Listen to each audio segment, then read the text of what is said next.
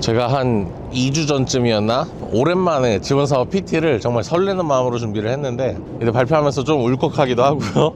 근데 이제 발표 끝난 뒤에 심사위원 한 분이 저한테 대표님은 정말 훌륭한 스토리텔러시네요 라고 했습니다. 저는 그 말이 되게 좋았고, 그래서 오늘 여러분들께 들려드리고 싶은 건 브랜드 스토리텔링에 관한 이야기입니다. 지난 영상에서 말씀드렸던 것처럼 우리는 굉장히 파편화된 삶을 살고 있고, 그래서 취향이나 뭐 추구미들이 다 다르죠. 제가 비즈니스를 워낙 잘하시는 분을 만나서 그분에게 왜 이런 일을 시작하셨냐라고 물어보게 됐는데, 그분이 하는 말은 굉장히 의외였어요. 그냥 그쪽에 시장이 있어서 시작하게 됐다라고 답변을 하셨습니다. 그러니까 저는 시장이 없다라는 것 자체는 문제의식이 되고, 그것을 해결하는 과정이 비즈니스가 될 수는 있지만 거기에 대표님의 이야기가 안 들어있다고 생각을 한 거죠. 그런데 저 같은, 그리고 여러분들 같은 브랜드를 만드는 사람들은 분명히 자기한테 이야기가 있다라고 생각을 하게 되는 것입니다. 저는 이제 힙합 교육을 할 때, 혹은 랩 레슨을 할 때, 이 어린 친구들이, 중고등학생 친구들이 다 하나씩 문제를 가지고 있다고 느껴요. 그 문제들이 큰 문제일 수도 있고 작은 문제일 수도 있지만, 그 문제들을 나의 이야기로 풀어나가는 과정에서 굉장히 많은 드라마가 쓰여진다고 믿습니다. 그래서 저는 힙합이 문제가 있는 친구들이 좋아하는 예술인가? 이런 생각도 했었어요.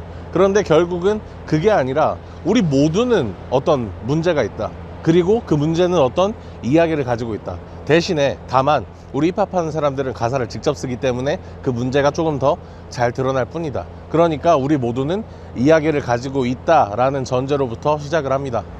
그래서 저는 여러 영상들에서 항상 이야기를 하고 있는 게, 나와 같은 사람들이 내 브랜드의 고객이 되어야 한다라고 이야기했을 때 내 이야기에서부터 시작을 해보는 거죠.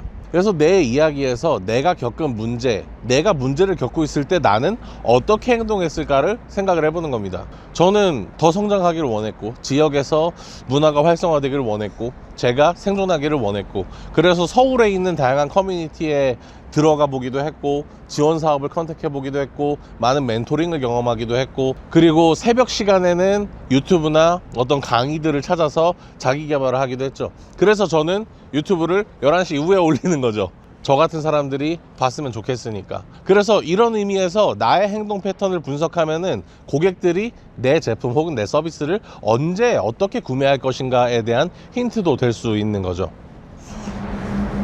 그리고 이 이야기들을 전달할 때, 뭐 제가 최근에 겪었던 PT일 수도 있고, 아니면 여러분들이 지금 보고 있는 콘텐츠일 수도 있는데, 우리의 화법은 크게 두 가지가 될 것입니다. 첫 번째는 프로페셔널, 전문가죠. 사람들은 저에게 혹은 저 같은 전문가들에게 의존하기를 바랄 것이고, 저도 과거에 그랬습니다. 이 새벽에 강의를 들으면서 혹은 콘텐츠를 보면서 굉장히 많은 위로와 그리고 용기와 열정을 얻을 수 있었죠. 그리고 두 번째는 컴패니언입니다. 동료인데요, 동료로서 그들의 고민을 이해하고 조금의 어떤 리더 역할로서 이끌어주는 역할들이 필요할 것입니다. 그리고 우리는 우리의 고민을 나누고 같은 계열에 있는 내 일을 이해해 줄 수 있는 사람이 분명히 필요해요. 그런 역할들은 프로페셔널보다는 컴패니언의 역할이 조금 더 적합하지 않을까라는 생각을 하게 됩니다.